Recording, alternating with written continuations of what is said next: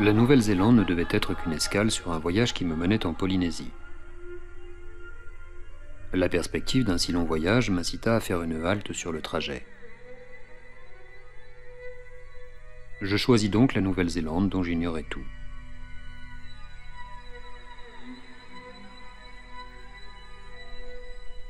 En me documentant un peu, j'ai découvert que les traditions de la population autochtone, les Maoris, étaient en pleine résurgence. Disposant de quelques jours devant moi, pourquoi ne pas en profiter pour essayer de partir à leur rencontre?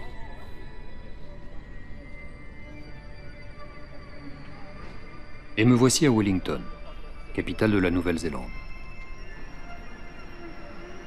Mon ignorance concernant les Maoris, et globalement sur l'histoire de la Nouvelle-Zélande, me pousse à visiter musées et bibliothèques afin de me documenter. L'histoire de la colonisation britannique y est omniprésente. Une histoire dont le point d'orgue fut la signature d'un traité entre les Maoris et les Britanniques. Le traité de Waitangi, qui date de 1840. Ce dernier est bref. Il n'est composé que de 3 articles, mais il est essentiel pour se rendre compte du choc de civilisation qui se joua à ce moment précis. En voici un résumé. Le premier article fait reconnaître la souveraineté de la couronne britannique sur la Nouvelle-Zélande. Le second article garantit aux chefs et tribus maoris le droit de conserver la propriété de leurs terres et de leurs possessions, avec un droit de préemption en faveur de la couronne s'ils désirent vendre. Le troisième article garantit l'égalité des droits entre Maoris et sujets britanniques. Ce résumé est sans doute imparfait, et sa traduction imprécise. Mais la traduction en tereo, la langue maori, a été bien plus problématique, car les mots souveraineté et propriété n'y existent tout simplement pas. Ces problèmes de traduction vont générer bien des conflits. I trust that I have made it plain that the government of Her Majesty the Queen shall alone have the right and the power to buy land from now the owners. Furthermore, this treaty shall in no way Après la signature du traité, religious liberty. les colons affluent. De nombreuses transactions de vente de terres sont alors enregistrées. Mais les Maoris ne voient pas en ces ventes une perte du droit d'utiliser leurs terres. Ils considèrent que la terre ne peut appartenir à personne, et que la somme d'argent qu'ils reçoivent lorsque les colons s'installent n'est que le départ d'une relation de présent mutuel comme le veut leur coutume. Ils acceptent que les Britanniques viennent grossir leur rang et faire partie de leur communauté, mais ils ne s'imaginent pas qu'ils viennent de perdre tout contrôle sur leurs terres. Quand ils réaliseront ce qui se joue vraiment, des guerres éclateront.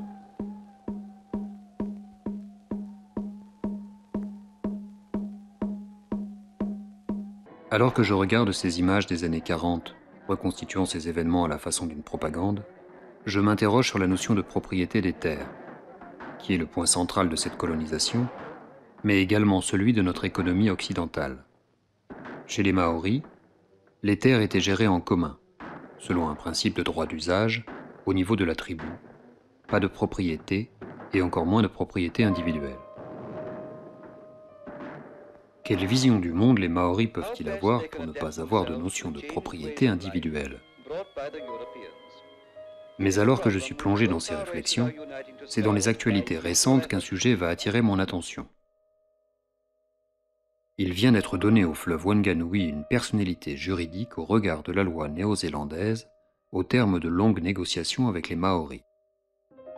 Il dispose alors des mêmes droits qu'un être humain.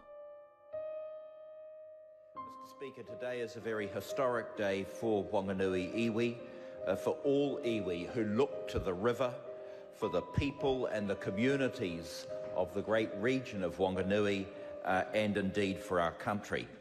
And it's appropriate I start off by welcoming the people of Wanganui who are here to mark the passage of this significant piece of legislation.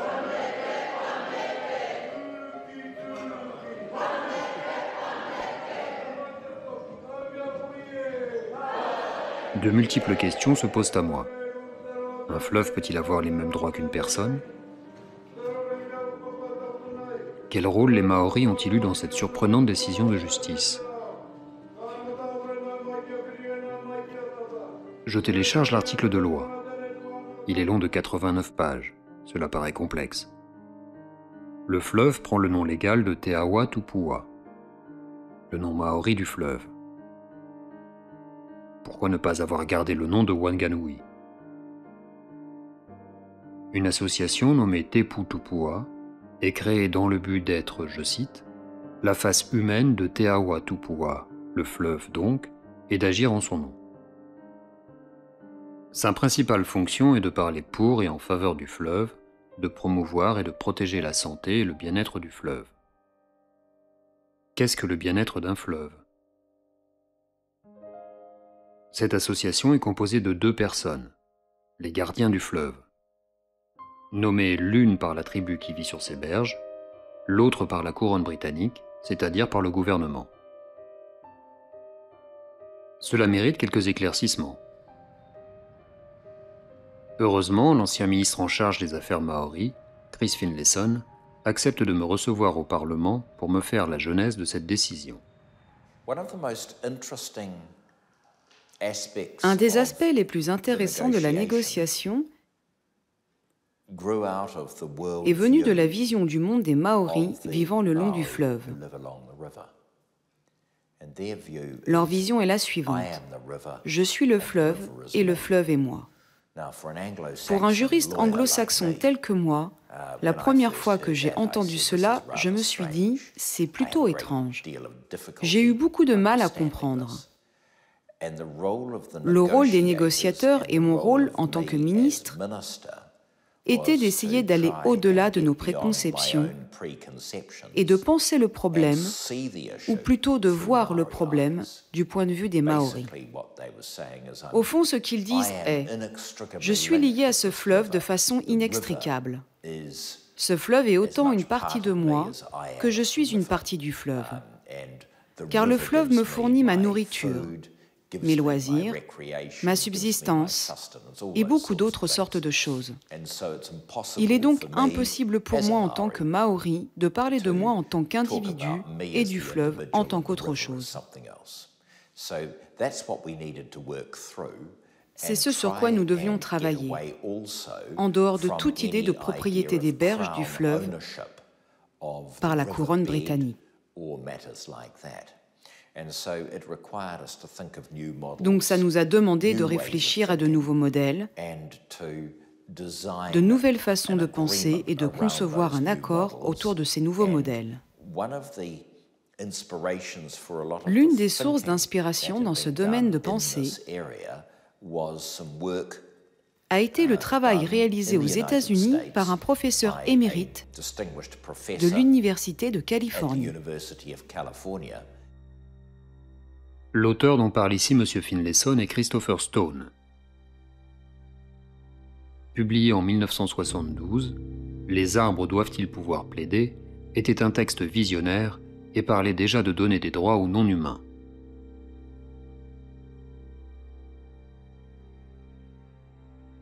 En finir avec l'idée selon laquelle la nature ne serait qu'un ensemble d'objets inertes utiles. Pour ce faire, il nous faut abandonner une part de notre attachement psychologique envers l'idée que nous serions des êtres spéciaux et à part dans l'univers. Pour toutes les raisons évoquées ci-dessus, il est par trop naïf de tenir la représentation occidentale de l'environnement pour seul ou même pour principal responsable de notre crise écologique. Par contre, on peut certes affirmer sans extravagance que celle-ci a émoussé notre indignation et notre détermination à réagir. Notre capacité à introduire les réformes institutionnelles nécessaires et à freiner la croissance de la population dépendra donc en partie de ce que nous aurons su transformer radicalement la manière dont nous percevons notre place dans le reste de la nature. Il s'est penché sur le problème de savoir si des ressources naturelles pouvaient avoir une personnalité juridique. Et cela nous a aidé à aller de l'avant, parce que dans la loi anglo-américano-néo-zélandaise, le concept de personnalité juridique est très utile. Par exemple, vous pouvez avoir une société ou une association caritative. Il est possible d'avoir une entité séparée d'une personne. Et c'est ce type d'idée que nous avons développé, l'idée d'une personnalité juridique attribuée à une ressource naturelle. À la fin de notre entretien, il me laisse un rapport de plus de 400 pages en anglais, réalisé par le tribunal de Waitangi, datant de 1999. Il a fallu près de 20 ans pour aboutir à la loi promulguée. Ce rapport passionnant me tiendra compagnie tout au long de la suite de mon voyage et m'éclairera sur bien des points.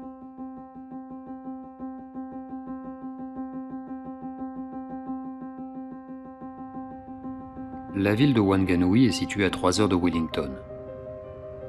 Je m'y rends. Une petite ville typique de la Nouvelle-Zélande.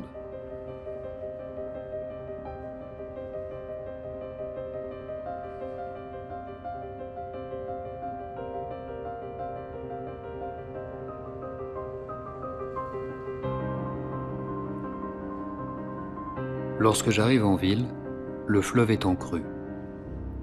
Comment interpréter ce phénomène du point de vue des Maoris? Si le fleuve est une personne, est-il en colère? Souffrant? À son estuaire, un véritable spectacle m'attend. Le fleuve et la mer semblent s'affronter, chacun voulant déverser ses eaux dans l'autre.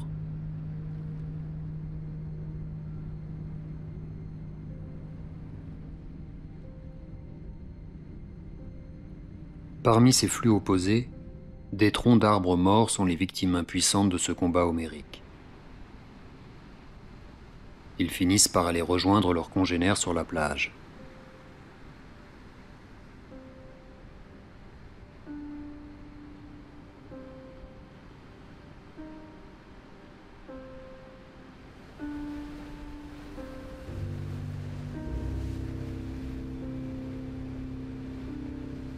Il est temps pour moi de partir à la rencontre du fleuve Wanganui. Je remonte les 236 km qui me séparent de sa source. Je découvre la région, me familiarise avec les noms des villes. Ranana, Pipiriki, Tamaranui. Arrivé à Pipiriki, la route qui longe la rivière prend fin. Je reprends la nationale pour arriver au mont Tongariro. Un volcan actif à la forme complexe, car il est composé de plusieurs cratères et d'une douzaine de cônes. Il est de plus difficile à observer car il est le plus souvent recouvert par les nuages. Mais ce manque de visibilité lui confère un atout. Des tonnes d'eau s'y déversent quotidiennement et forment un torrent qui dévale la montagne. Lorsque le relief s'aplatit, le torrent grossit et devient rivière.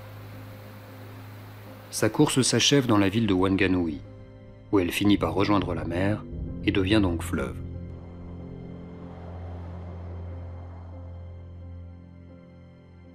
Je finis par redescendre le long du fleuve Wanganui, avec comme objectif de recueillir quelques témoignages sur son nouveau statut. Je m'approche de quelques maraïs, sans toutefois les filmer, car ce sont des lieux sacrés pour les Maoris et j'ai besoin d'autorisation pour le faire. Je cherche à interviewer des Atiuni. C'est le nom de la tribu vivant sur les berges, mais personne ne veut s'exprimer au nom de la communauté maori. Alors que je commence à douter de pouvoir obtenir l'opinion des Maoris sur le nouveau statut, quelques personnes, toutefois, acceptent de me parler, mais uniquement de leur lien personnel au fleuve. We regard the river like it is our blood. It is in our blood. It flows through us. It flows around us. It flows from the mountain to the sea like the blood in your body flows. And as long as there is a mountain there, our river will always be there, flowing. Constant beating of the heart, just like we have our blood flowing through our bodies. As long as our heart is beating, our blood will flow. And we believe this about our river. As long as our mountain is there, our river will always be there, flowing, a life force, like our blood. It is in our blood. It is in our culture. And that's why we respect it so much and we love it. And all my tribe loves it. We are the real guardians.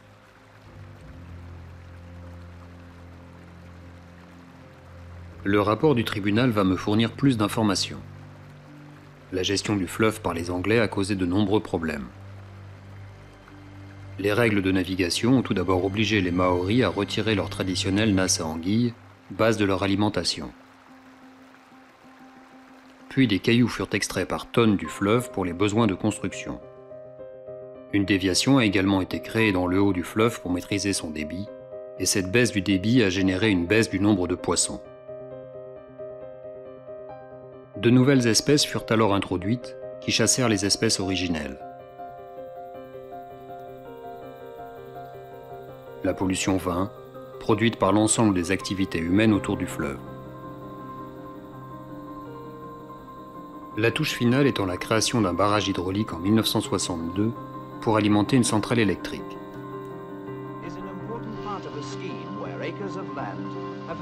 Un projet gigantesque pour l'époque et qui mettra plus de 10 ans pour entrer en fonction.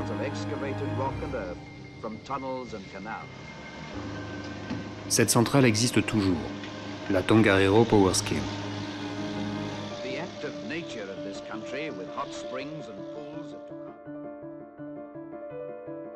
Je cherche ces différents points d'alimentation.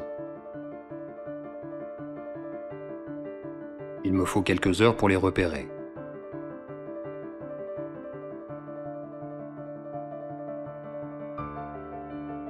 Je trouve cette nouvelle déviation du fleuve Wanganui, c'est-à-dire l'endroit où l'eau est capturée, ainsi que toutes les espèces qui y vivent.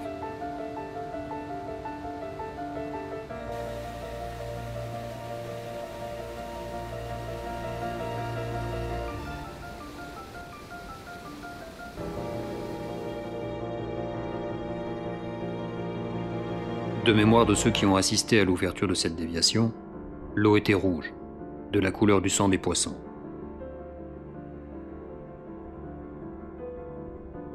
Cette déviation rejoint d'autres, venant d'autres rivières avoisinantes. Pour finalement aboutir à la centrale que voici, le cœur de la contestation maori de la gestion du fleuve par les Britanniques.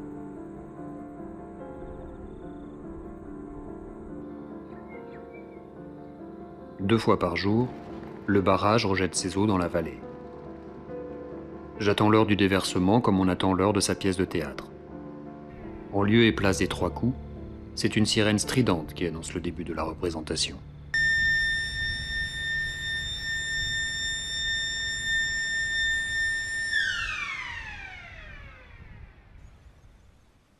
Un véritable spectacle d'eau commence alors. Du lâcher du barrage à l'inondation de la vallée.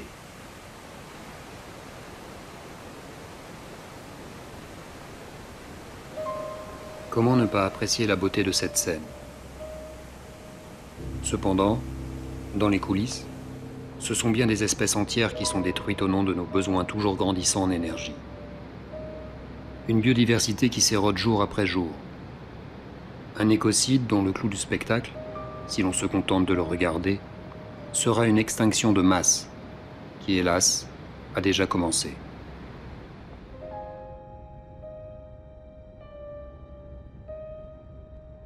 De retour dans la ville de Wanganui, je décide de visiter le musée local.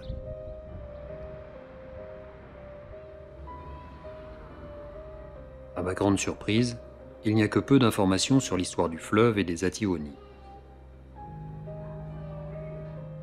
Mais j'ai avec moi mon compagnon de voyage, le rapport du tribunal de Waitangi. Et c'est dans ces pages que je trouverai les informations historiques que je cherche. Les Maoris ne sont pas restés bras croisés devant l'apparition de ces nombreux problèmes.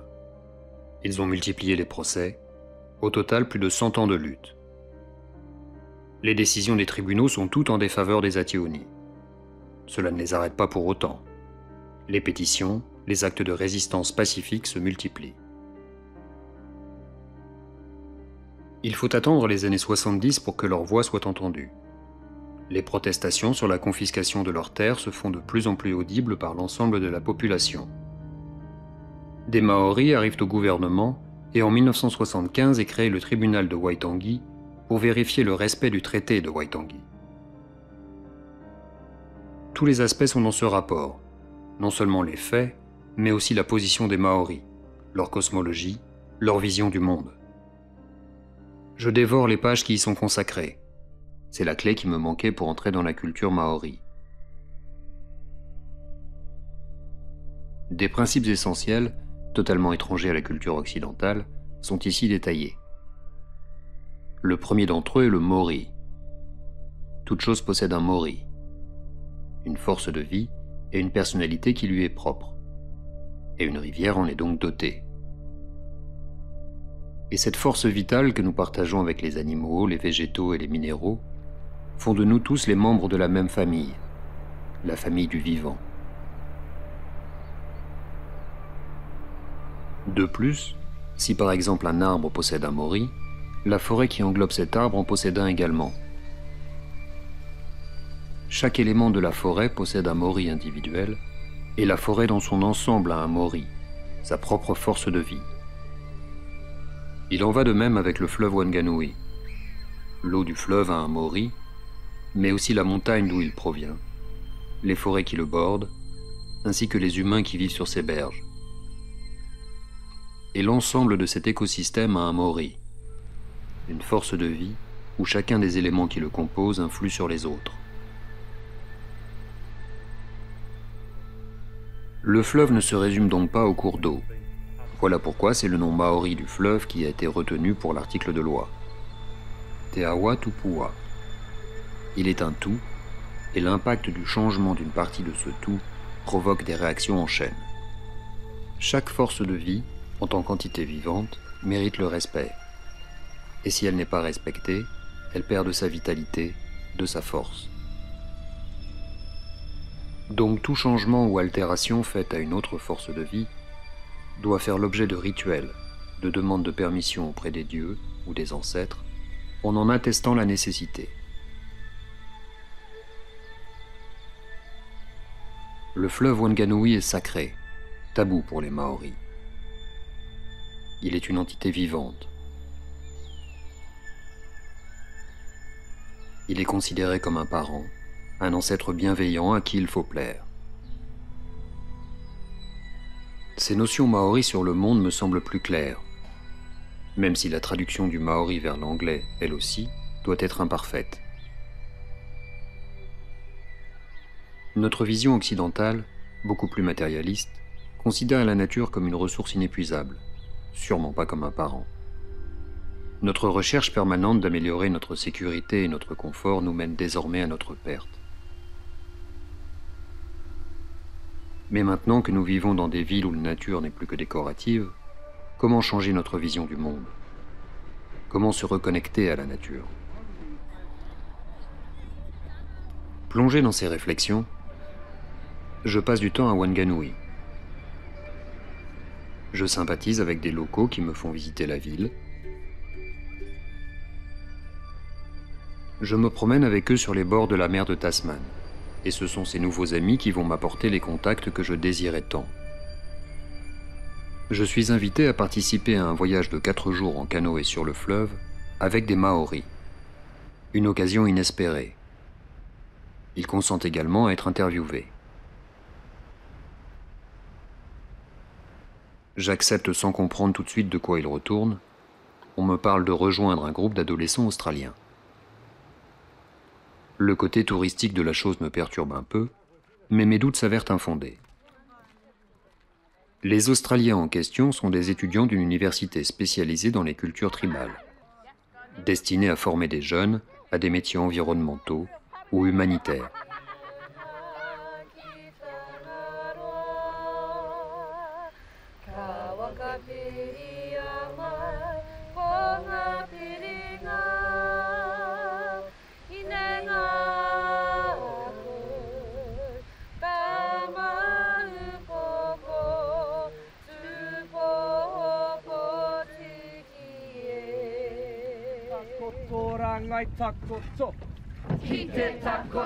Ce trajet est géré par Ash, un jeune homme sur qui les espoirs de sa communauté résident.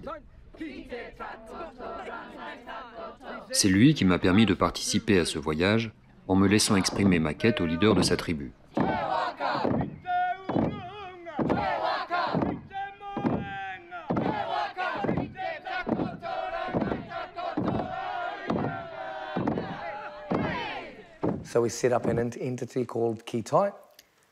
Nous avons créé une entité qui s'appelle Kitai. Et Kitai travaille dans l'éducation en proposant ce que nous espérons être des expériences qui vont transformer les personnes que nous rencontrons, ceux avec qui nous nous engageons de manière vraie et sincère. Donc nous ne proposons pas une expérience pour les touristes, mais plutôt une expérience qui connecte les gens entre eux et les gens au lieu. Et c'est, je pense, ce qu'il manque un peu dans le monde. Kitai existe parce que nous croyons que nous pouvons jouer un rôle essentiel pour faire comprendre aux gens ce que signifie, primo, pour un humain d'être considéré comme un fleuve et pour un fleuve d'être considéré comme un humain, et deuxio, comment insuffler de façon durable ce sens d'une connexion allant de l'homme à l'environnement et de l'environnement à l'homme.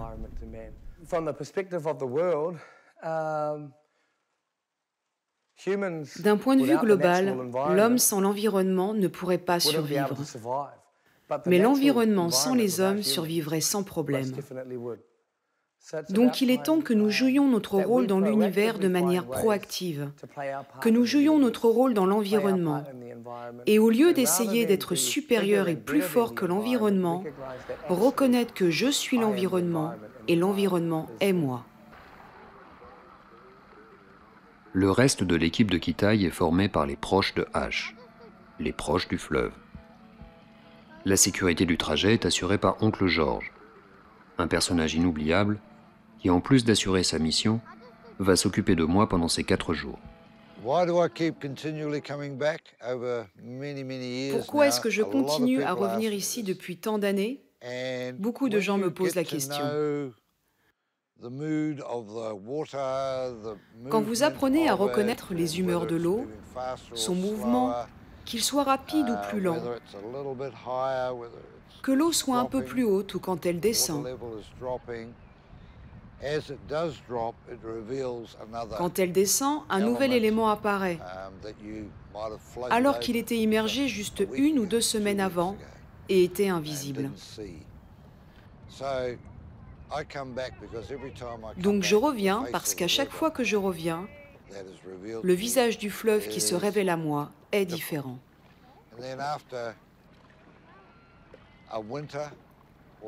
Après l'hiver ou après une forte pluie, en été, en automne ou au printemps,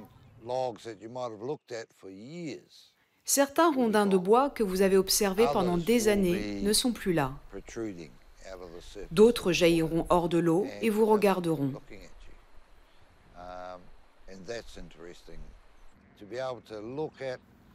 Et c'est très intéressant d'être dehors et de regarder la dynamique des volumes d'eau et le visage changeant du fleuve.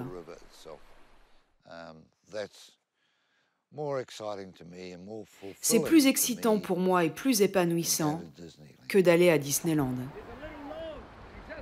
Pendant que je suis sur son canoë, Oncle George me parle. Il me raconte que des scientifiques sont venus faire des tests pour évaluer le niveau de pollution du fleuve. Ils ont promis que l'on pourrait un jour nager dedans sans risque. Ce à quoi Oncle George a répondu. Un poisson peut-il respirer dans ce fleuve? Une anguille peut-elle s'y reproduire? La réponse des scientifiques fut bien entendu négative. Il va falloir quelques ajustements sur la vision de bien-être d'un fleuve entre les Maoris et les scientifiques. Le nouveau statut va-t-il permettre que les conceptions maoris et occidentales se rejoignent? Personnellement, ce nouveau statut juridique provoque en moi beaucoup d'émotions différentes.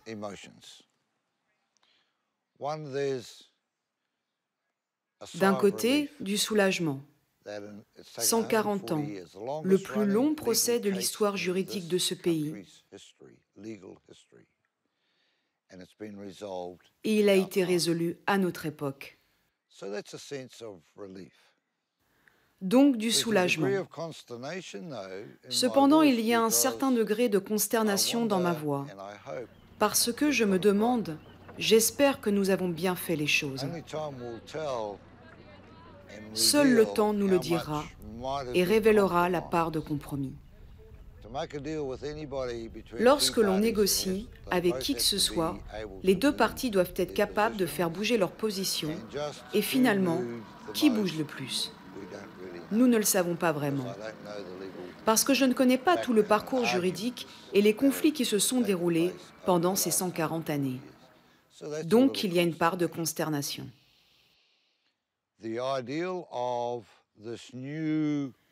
Cette idée d'un nouveau statut juridique est louable.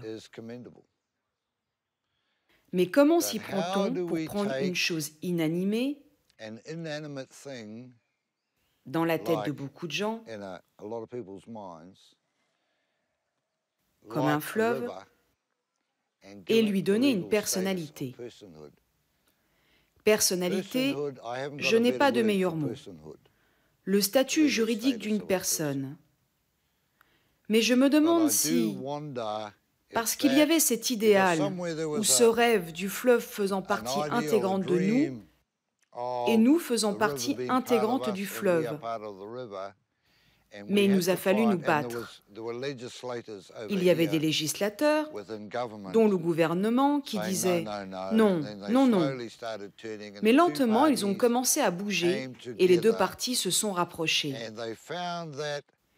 Et ils ont trouvé que cette approximation juridique, parmi leurs différences de point de vue, pouvait être ce mot, personnalité. Parce que nous percevons tous les droits d'un être humain.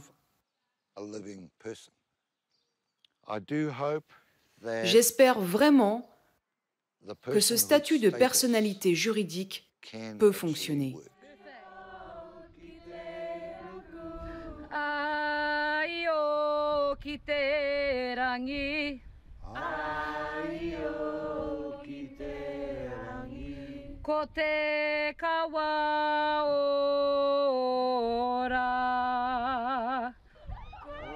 Ces 4 journées passent vite.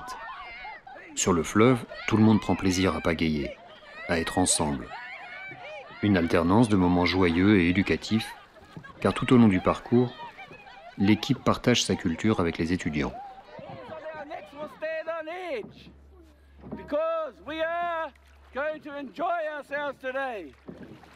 We're going to look deeply into their water and say, I belong here.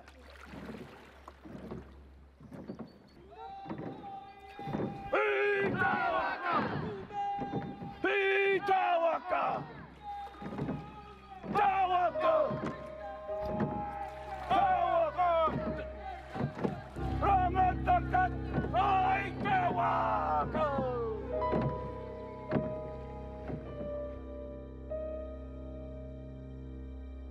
Chaque soir, le groupe s'arrête pour passer la nuit dans les marailles des berges du fleuve. Les mêmes marailles que j'essayais vainement d'approcher quelque temps auparavant.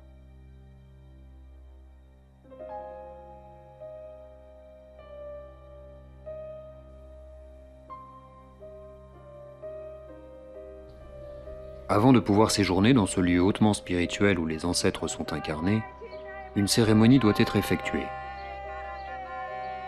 Le but est d'introduire les nouveaux venus aux ancêtres.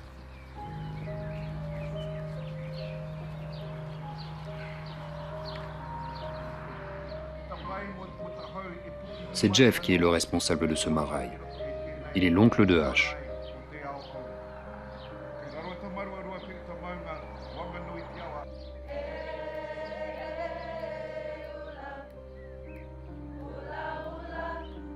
L'interview que je vais faire de Jeff va me confirmer que ce voyage en canoë est bien plus qu'un simple séjour touristique.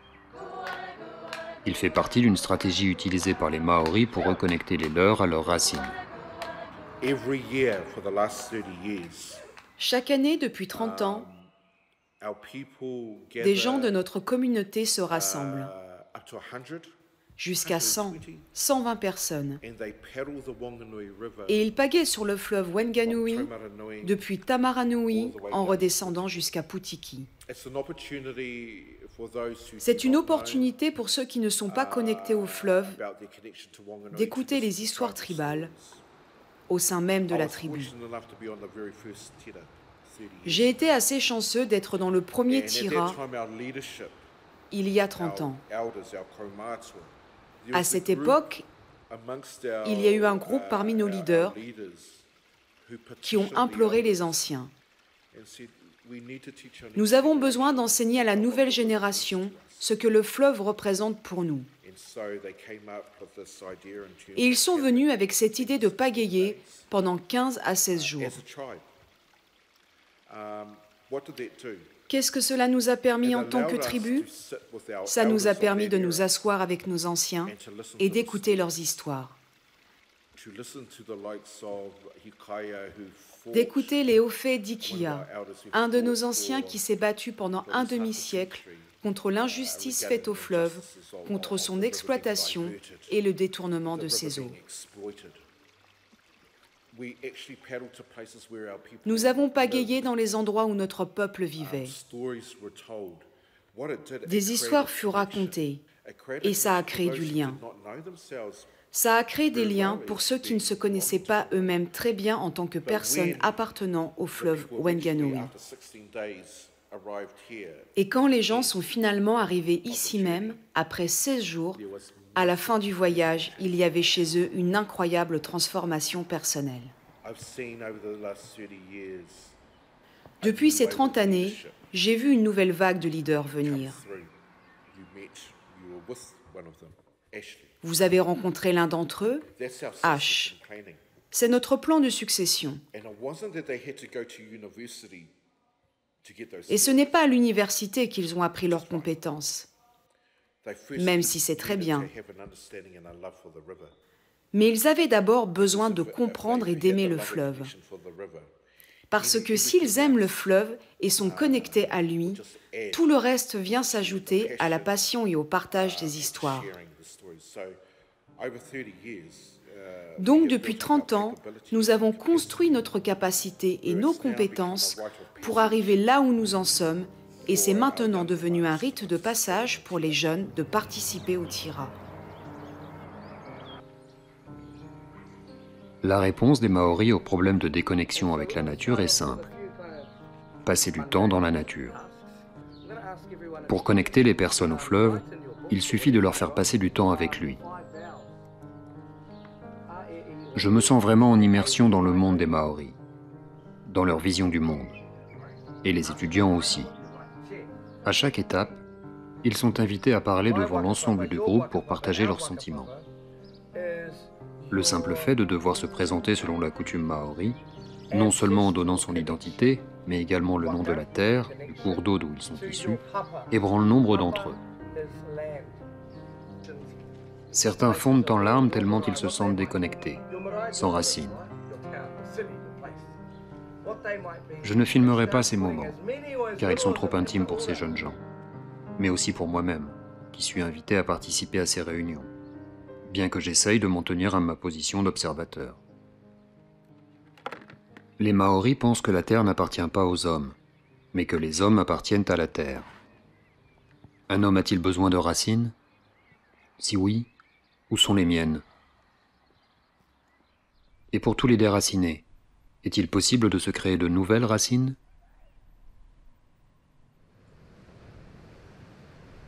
Je profite de mes derniers jours à Wanganui pour passer du temps avec mon nouvel ami.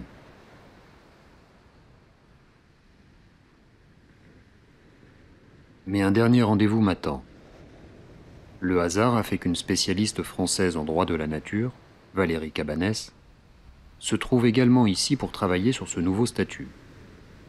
Une occasion de voir comment s'inspirer de ce qu'ont réalisé les Maoris.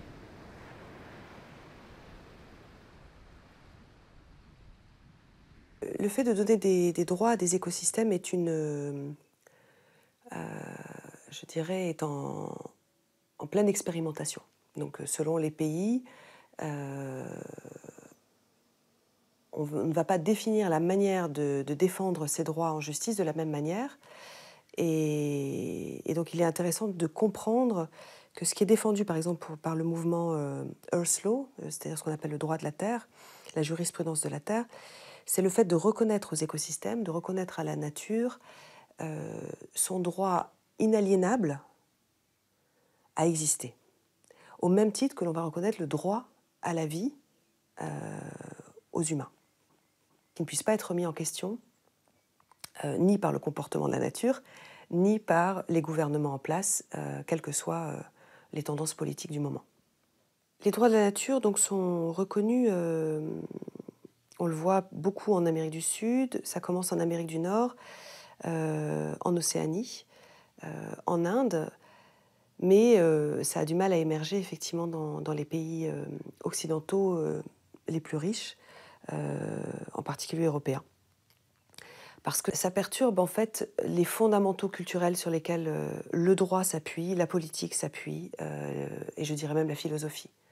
C'est-à-dire que cela perturbe l'idée de l'homme qui domine le monde, que l'on retrouve dans la tradition judéo-chrétienne. Ça perturbe l'idée de progrès et d'homme technologique qui a émergé pendant le siècle des Lumières. Mais, une fois de plus, la crise écologique nous oblige à repenser ces fondamentaux, à repenser notre place. Et moi-même, j'ai participé donc, à la rédaction de l'article 1 de la Constitution pour y intégrer la protection de la biodiversité, la lutte contre les changements climatiques. Et ce que je souhaitais, c'est qu'on y intègre la notion de limite planétaire qui permettait justement de cadrer l'activité industrielle et de poser finalement dans le droit fondamental de notre pays le fait que les droits de la nature doivent préexister et garantir les droits humains et que le droit économique ne peut que s'assujettir à ces deux nouveaux niveaux de droit, c'est-à-dire finalement renverser l'échelle de normes dans lesquelles nous sommes, même si elle n'est pas dite, qui est que c'est le droit économique aujourd'hui qui prime sur tous les autres droits, même les droits humains. Donc, il y a une volonté de la part de certains politiques de faire bouger ce sujet-là. Et puis de l'autre côté, en ce qui concerne le fait de pouvoir, et je crois que c'est comme ça qu'on va y arriver, par voie jurisprudence, c'est-à-dire d'aller solliciter le courage des juges, comme ça a été fait en Inde, comme ça a été fait en Colombie, pour que ce soit eux qui finalement attribuent la personnalité juridique à un premier écosystème en France. Si on arrivait à ça, alors on ferait bouger les lignes.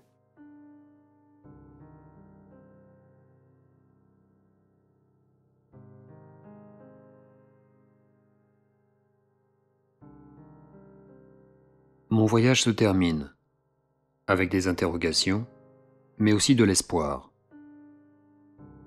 La loi peut-elle vraiment nous sortir de l'ornière dans laquelle nous nous trouvons?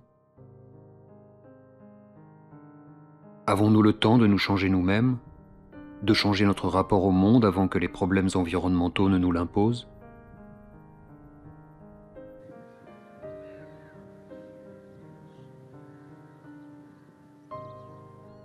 Il nous faut sûrement trouver notre propre façon de revoir notre lien au vivant. Et peut-être s'inspirer des peuples autochtones peut-il nous aider à avancer. Il paraît que pour changer le monde, il faut commencer par se changer soi-même.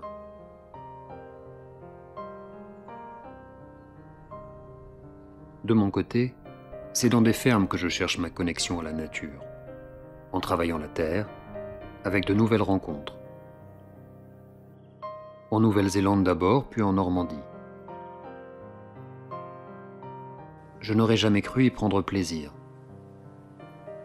Je n'aurais jamais cru espérer la pluie avec impatience.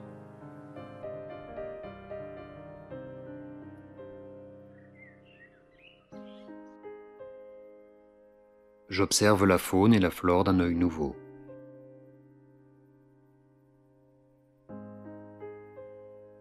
Je ne sais pas pourquoi, mais la dernière phrase du livre de Voltaire, Candide, m'est revenue en mémoire, quand celui-ci rentre chez lui après avoir fait le tour du monde. Il faut cultiver notre jardin.